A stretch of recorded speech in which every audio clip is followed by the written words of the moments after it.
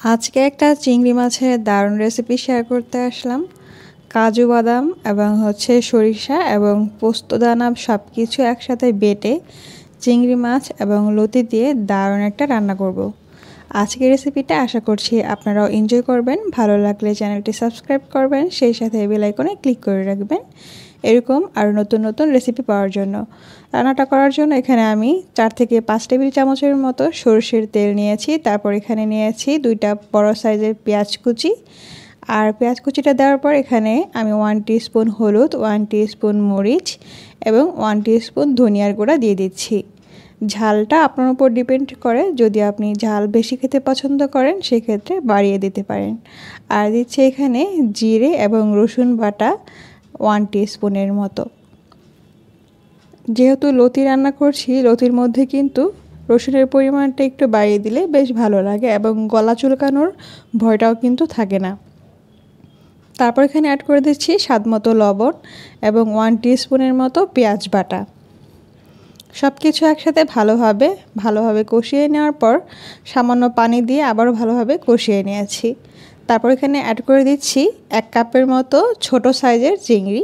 এটা একদম ছোটও না আবার একদম বড়ও না, মোটামুটি মিডিয়াম সাইজের চিংড়িটা যেটা পাওয়া যায় সেরকমটাই নিয়েছি।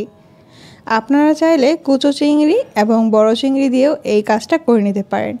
এখানে আমি ব্লেন্ড করে নিয়েছি কাজু বাদাম, সরষে এবং পোস্তদানা এবং সেই সাথে কাঁচামরিচ এবং সামান্য লবণ অ্যাড করেছি। এখন আমি এটা মশলার সাথে খুব ভালোভাবে মিশিয়ে নেওয়ার পর সামান্য পানি দিয়ে এটাকে খুব ভালোভাবে কষিয়ে নিতে হবে। ঠিক ততক্ষণ কষিয়ে নেব যতক্ষণ পর্যন্ত এটার উপর থেকে তেল বেরিয়ে আসছে, ঠিক এরকম। তেলটা বেরিয়ে আসা মানে বুঝতে হবে সব কিছু একসাথে ভালোভাবে কষে গিয়েছে। এখন আমি এখানে অ্যাড করে দিচ্ছি ফাইনালি যে ইনগ্রিডিয়েন্টসটা এখানে অ্যাড করব সেটা হচ্ছে কচুরলতি। আপনারা চাইলে এখানে দেশি কচুরলতি অথবা চাইলে বাজারে যে হাইব্রিড মোটা জাতের কচুরলতি পাওয়া যায় সেগুলো দিয়েও এই রান্নাটা করতে পারেন। তবে এই ক্ষেত্রে ছোট কচি এবং দেশি যে কচুরলতিগুলো পাওয়া যায় সেটা দিয়ে রান্না করলে টেস্টটা খুব ভালো আসে। আর এখানে সামান্য পানি দিয়েছি কিছুক্ষণ কষিয়ে নেওয়ার পরে।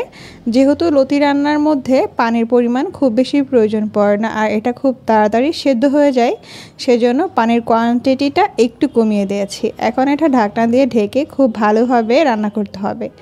এখানে এখন অ্যাড করে দিচ্ছি কিছু কাঁচামরিচ, এটা ফ্লেভার এবং ঝালের জন্য, এবং সেই সাথে দিয়ে দিচ্ছি রসুন কুচি। আর এতে করে কিন্তু কচুরলতির টেস্টটা ভালো আসবে এবং গলা ধরা অথবা গলা চুলকানোর প্রবণতাটাও কিন্তু থাকবে না।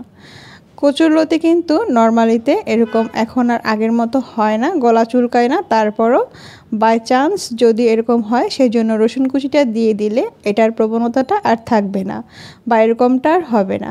আর এই কচুরলতিতে ফাইনালি যে টেস্টটা আসে সেটার কারণ এখানে কাজু বাদাম এবং পোস্তদানা এবং সরষে। আমি এখানে সাদা কালো দুইটাই সরষে নিয়েছি আর এটা ডিপেন্ড করে।